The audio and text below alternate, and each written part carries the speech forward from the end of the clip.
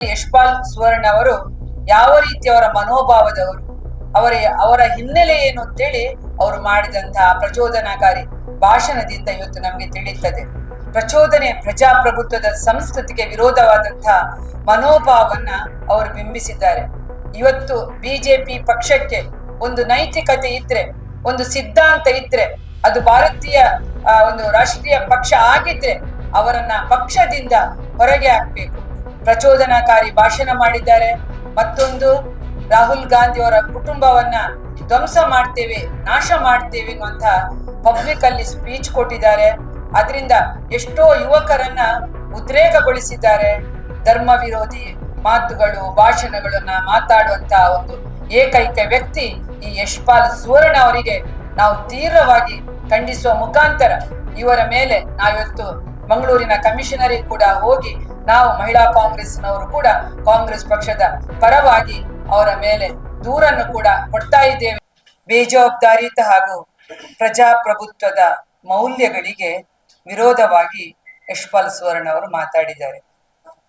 ನಮ್ಮ ಕಾಂಗ್ರೆಸ್ ಪಕ್ಷದ ಧೀಮಂತ ನಾಯಕ ಶ್ರೀ ರಾಹುಲ್ ಗಾಂಧಿ ಅವರು ಈ ದೇಶ ಕಂಡಂತಹ ಒಬ್ಬ ಅಪ್ರತಿಮ ಯುವ ನಾಯಕ ಅಂತೇಳಿ ನಾವು ಹೇಳಲಿಕ್ಕೆ ಬಯಸ್ತೇವೆ.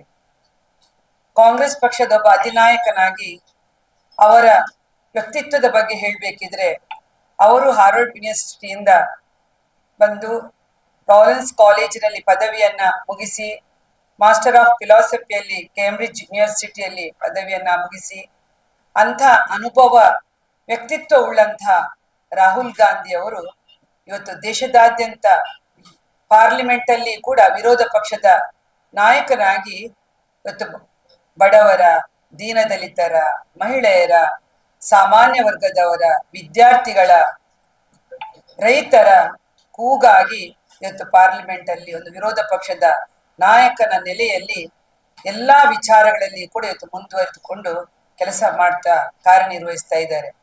ಅವರನ್ನು ನಾವು ಇವತ್ತು ಅಭಿನಂದಿಸಬೇಕು. ಅಂತ ಒಬ್ಬ ಯುವ ವ್ಯಕ್ತಿತ್ವದ ಯುವ ನಾಯಕನ ಬಗ್ಗೆ ಯಾವುದೇ ಸಾಕ್ಷ್ಯಾಧಾರವಿಲ್ಲದೆ ವ್ಯಕ್ತಿಯ ಘನತೆಗೆ ಧಕ್ಕೆ ತರುವ ಆರೋಪಗಳನ್ನ ಮಾಡುವುದು ರಾಜಕೀಯ ಸಂಸ್ಕೃತಿ ಅಲ್ಲ. ಯಶ್ಪಾಲ್ ಸುವರ್ಣ ಅವರು ಉಡುಪಿ ಅಂತ ಜಿಲ್ಲೆ ಇವತ್ತು ವಿದ್ಯಾವಂತರ, ಬುದ್ಧಿವಂತರ ಜಿಲ್ಲೆ ಅಂತ ಹೇಳಿದ್ರೆ ಇಡೀ ದೇಶದಲ್ಲಿದ್ರೆ ನಮ್ಮ ದಕ್ಷಿಣ ಕನ್ನಡ, ಉಡುಪಿ, ಈ ಎರಡೂ ಜಿಲ್ಲೆಗಳಿಗೆ ಇಡೀ ದೇಶವೇ ಗೌರವ ಕೊಡ್ತದೆ. ಎಲ್ಲಿ ಹೋದ್ರು ಕೂಡ ನಾವೆಲ್ಲ ಒಂದು ವಿದ್ಯಾವಂತರು, ಬುದ್ಧಿವಂತರು ಅಂತೇಳಿ. ಅದರಲ್ಲಿ ಕೂಡ ಅಲ್ಲಿಂದ ಆರಿಸಿ ಬಂದ ಒಬ್ರು ಶಾಸಕರು ಯಶ್ಪಾಲ್ ಸುವರ್ಣ ಅವರು. ಒಬ್ಬ ಶಾಸಕನಾಗಿ ಆಯ್ಕೆಯಾಗಿ ಬರುವಾಗ ಜನರಿಗೆ ಬಹಳ ವಿಶ್ವಾಸ ಇರ್ತದೆ. ಇವರು ಒಳ್ಳೆ ಕೆಲಸ ಮಾಡುವವರು, ಇವರ ಬಗ್ಗೆ ಒಂದು ಅತ್ಯುತ್ತಮ ಒಂದು ನಿಲುವನ್ನ ಇಟ್ಟು, ಬದ್ಧತೆಯನ್ನ ಇಟ್ಟು ಜನರ ಕೆಲಸ ಕಾರ್ಯಗಳನ್ನ ಮಾಡ್ತಾರೆ. ಯಾವ್ದಾದ್ರು ಹೋರಾಟ ಮಾಡ್ಬೇಕಾದ್ರೆ ಜನರ ಪರವಾಗಿ, ವಿದ್ಯಾರ್ಥಿಗಳ ಪರವಾಗಿ, ಅಂತರ ಪರವಾಗಿ ಹೋರಾಡ್ಬೇಕು ಅಂತ ಹೇಳಿತ್ತು ಜನರು ಮತ ಕೊಡ್ತಾರೆ. ಇವರು ಮತ ಕೇಳುವಂತಹ ಸಂದರ್ಭದಲ್ಲಿ ಕೂಡ ಇವರನ್ನ ಆರಿಸಿ ಬಂದದ್ದಕ್ಕಾದ್ರೂ ಕೂಡ ಇವರು ಗೌರವ ಕೊಡದೆ, ಮೊನ್ನೆ ಅವರು ಮಾಡಿದಂತಹ ಆ ಪ್ರಚೋದನಾಕಾರಿ ಭಾಷಣ ಏನಿದೆ, ಪ್ರತಿಭಟನೆಯಲ್ಲಿ ರಾಹುಲ್ ಗಾಂಧಿ ಅವರ ವೈಯಕ್ತಿಕ ನಿಂದನೆಯನ್ನ ಮಾಡುವ ಮುಖಾಂತರ ಯಾವುದೇ ಜನರ ಸಮಸ್ಯೆಗಳನ್ನ ಒಂದು ಮಾತಾಡದೆ, ಚರ್ಚೆಗಳನ್ನ ಮಾಡದೆ ಈ ರೀತಿಯಾಗಿ ಬೇಜವಾಬ್ದಾರಿಯಾಗಿ ಮೊನ್ನೆ ಮಾತಾಡಿದ್ದಾರೆ. ಅದರಲ್ಲಿ ಕೂಡ ಆತಂಕಕಾರಿ ಸಂಗತಿ ಏನು ಅಂತ ಹೇಳಿದ್ರೆ, ಯಶ್ಪಾಲ್ ಸುವರ್ಣ ಅವರು ಮಾಡಿದರಿಂದ ವರದಿಯಾಗಿ ರಾಹುಲ್ ಗಾಂಧಿ ಅವರ ಕುಟುಂಬದವರನ್ನ ಬಾಬರಿ ಮಸೀದಿ ಧ್ವಂಸ ಮಾಡಿದಂತೆ ಧ್ವಂಸ ಮಾಡುತ್ತೇವೆ ಎಂಬ ಆ ರೀತಿಯ ಹೇಳಿಕೆ. ಬಾಬರಿ ಮಸೀದಿ, ರಾಮ ಮಂದಿರದ ವಿಷಯ ಮುಗಿದು ಹೋದ ಅಧ್ಯಾಯ. ಕೋರ್ಟು ಎಲ್ಲ ಅದಕ್ಕೆ ಮಾನ್ಯತೆ ಕೊಟ್ಟಿದೆ, ಆ ವಿಷಯ ಮುಗಿದಿದೆ.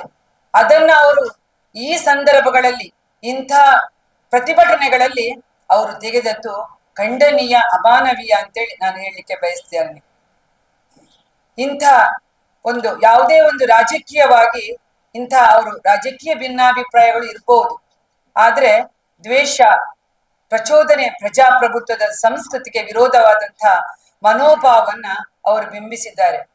ರಾಜಕೀಯದಲ್ಲಿ ಭಿನ್ನಾಭಿಪ್ರಾಯಗಳು ಇದ್ರೂ ಕೂಡ ಬೆದರಿಕೆ, ಹಿಂಸೆಯನ್ನ ಸೂಚಿಸುವಂತಹ ಮಾತುಗಳಿಗೆ ಯಾವತ್ತೂ ಮಹತ್ವ ಇಲ್ಲ. ಆದ್ರೆ ಇದರಲ್ಲಿ ಯಶ್ಪಾಲ್ ಸುವರ್ಣ ಅವರು ಯಾವ ರೀತಿಯವರ ಮನೋಭಾವದವರು, ಅವರ ಹಿನ್ನೆಲೆ ಏನು ಅಂತೇಳಿ ಅವರು ಮಾಡಿದಂತಹ ಪ್ರಚೋದನಾಕಾರಿ ಭಾಷಣದಿಂದ ಇವತ್ತು ನಮ್ಗೆ ತಿಳಿಯುತ್ತದೆ. ಇವತ್ತು ಭಾರತೀಯ ರಾಷ್ಟ್ರೀಯ ಕಾಂಗ್ರೆಸ್ ಇಂತಹ ಹೇಳಿಕೆಗಳನ್ನ ತೀವ್ರವಾಗಿ ಖಂಡಿಸ್ತದೆ. ಶ್ರೀ ಯಶ್ಪಾಲ್ ಸುವರ್ಣ ಅವರ ಮಾತುಗಳನ್ನ ಹಿಂತೆಗೆದುಕೊಳ್ಬೇಕು. ಅವರು ಏನು ಮೊನ್ನೆ ನುಡಿದಿದ್ದಾರೆ, ಬಾಬರಿ ಮಸೀದಿ ಧ್ವಂಸ ಮಾಡಿದ ಹಾಗೆ ರಾಹುಲ್ ಗಾಂಧಿ ಅವರ ಕುಟುಂಬವನ್ನ ಧ್ವಂಸ ಮಾಡ್ತೇವೆ ಎನ್ನುವಂತಹ ಮಾತನ್ನ ಅವರು ಏನು ಹೇಳಿದ್ದಾರೆ, ಈ ಮಾತಿಗೆ ಅವರು ದೇಶದ ಜನರ ಮೇಲೆ ಕ್ಷಮೆ ಯಾಚಿಸಬೇಕು. ಇವತ್ತು ಬಿಜೆಪಿ ಪಕ್ಷಕ್ಕೆ ಒಂದು ನೈತಿಕತೆ ಇದ್ರೆ, ಒಂದು ಸಿದ್ಧಾಂತ ಇದ್ರೆ, ಅದು ಭಾರತೀಯ ಒಂದು ರಾಷ್ಟ್ರೀಯ ಪಕ್ಷ ಆಗಿದ್ರೆ ಅವರನ್ನ ಪಕ್ಷದಿಂದ ಹೊರಗೆ ಹಾಕ್ಬೇಕು. ಅದೇ ರೀತಿಯಲ್ಲಿ ಸರ್ಕಾರ ಇದೆ, ಇಲಾಖೆ ಇದೆ, ಅವರ ಮೇಲೆ ಏನು ಕಾನೂನು ಕ್ರಮ ಯಾವ ರೀತಿಯಲ್ಲಿ ತೆಗೆದುಕೊಳ್ಬೇಕು. ಒಂದು ಪ್ರಚೋದನಾಕಾರಿ ಭಾಷಣ ಮಾಡಿದ್ದಾರೆ, ಮತ್ತೊಂದು ರಾಹುಲ್ ಗಾಂಧಿ ಅವರ ಕುಟುಂಬವನ್ನ ಧ್ವಂಸ ಮಾಡ್ತೇವೆ, ನಾಶ ಮಾಡ್ತೇವೆ ಅನ್ನುವಂತ ಪಬ್ಲಿಕ್ ಅಲ್ಲಿ ಸ್ಪೀಚ್ ಕೊಟ್ಟಿದ್ದಾರೆ. ಅದರಿಂದ ಎಷ್ಟೋ ಯುವಕರನ್ನ ಉದ್ರೇಕಗೊಳಿಸಿದ್ದಾರೆ. ಆ ಎಲ್ಲವೂ ಕೂಡ ಅವರ ಇವತ್ತು ಸರ್ಕಾರ ಇಲಾಖೆ ಅದನ್ನ ಗಮನ ಹರಿಸಬೇಕು ಈ ಸಂದರ್ಭದಲ್ಲಿ ಅಂತೇಳಿ ನಾನು ಹೇಳಲಿಕ್ಕೆ ಬಯಸ್ತಾ ಇದ್ದೇನೆ. ಹಾಗಾಗಿ ಇವೆಲ್ಲವೂ ಕೂಡ ಇವತ್ತು ರಾಹುಲ್ ಗಾಂಧಿ ಅಂತ ಒಬ್ಬ ಧೀಮಂತ ವ್ಯಕ್ತಿತ್ವ, ನಿನ್ನೆ ಕೂಡ ಅವರು ಪಾರ್ಲಿಮೆಂಟ್ ಅಲ್ಲಿ ಮಾತಾಡೋದನ್ನ ನಾವು ನೋಡಿದ್ರೆ ನಿಜವಾಗಿ ಇವತ್ತು ಅವರು ಭಾರತ್ ಜೋಡೋದಂತ ಕಾರ್ಯಕ್ರಮದಲ್ಲಿ ಕೂಡ ಇವತ್ತು ಕನ್ಯಾಕುಮಾರಿಯಿಂದ ಕಾಶ್ಮೀರದವರೆಗೆ ಈ ತನ್ನ ಪಾದಯಾತ್ರೆಯನ್ನೇ ಮಾಡಿ ಒಬ್ಬ ಸಮರ್ಥ ವ್ಯಕ್ತಿತ್ವವನ್ನ ಅವರು ದೇಶಕ್ಕೆ ತೋರಿಸಿಕೊಟ್ರು. ಅಂತ ಒಂದು ಏಕೈಕ ವ್ಯಕ್ತಿ ಯಾರು ಕೂಡ ಆ ರೀತಿ ಪಾದಯಾತ್ರೆಯನ್ನ ಈ ಬಿಜೆಪಿ ಅವರು ಯಾರೂ ಮಾಡ್ಲಿಲ್ಲ. ಇವತ್ತು ನಾವು ಕೇಳ್ತೇವೆ, ಇಂಥ ಒಂದು ವ್ಯಕ್ತಿಯ ಮೇಲೆ ಯಾವುದೇ ಒಂದು ಆರೋಪ ಇಲ್ಲದೆ ಇವರು ಮಾಡುವಂಥದ್ದು, ಅದರಲ್ಲಿ ಸಾಬೀತಾಗದೆ ಅವರು ಡ್ರಗ್ ಎಡಿಕ್ಟ್ ಅಂತ ಹೇಳಿರೋದು ನಿಜವಾಗಿ ಕೂಡ ವಿಷಾದನೀಯ, ಖಂಡನೀಯ ಅಂತೇಳಿ ಕೂಡ ನಾನು ಈ ಸಮಯದಲ್ಲಿ ಹೇಳಲಿಕ್ಕೆ ಬಯಸ್ತಾ ಇದ್ದೇನೆ. ಸಂವಿಧಾನಬದ್ಧವಾಗಿ ಪ್ರಜಾಪ್ರಭುತ್ವ ವ್ಯವಸ್ಥೆಯಲ್ಲಿ ಇವರೊಬ್ರು ಶಾಸಕರಾಗಿದ್ದಾರೆ. ಇವರು ಕೂಡಿದ್ರೆ ನಮ್ಮ ಕರ್ನಾಟಕ ರಾಜ್ಯದ ಇವತ್ತು ಏನವರು ಶಾಸಕರಾಗಿದ್ದಾರೆ, ಅಸೆಂಬ್ಲಿಯಲ್ಲಿ ಈ ಮಾತನ್ನ ಅವರು ತಾಕತ್ತಿದ್ರೆ ಮಾತಾಡ್ಬೇಕಿತ್ತು. ಇಂಥ ಅವಹೇಳನಕಾರಿ ಮಾತನ್ನ ಇವರು ಅಲ್ಲಿ ಮಾತಾಡ್ಬೇಕಿತ್ತು. ಕಾನೂನು ಮಾಡುವವರು ಇವರು, ಜನರಿಗೆ ಯೋಜನೆಗಳನ್ನ ರೂಪಿಸುವವರು ಇವರು, ಜನರ ಸ್ಪಂದನೆಗೆ ಸ್ಪಂದಿಸುವವರು ಶಾಸಕರು.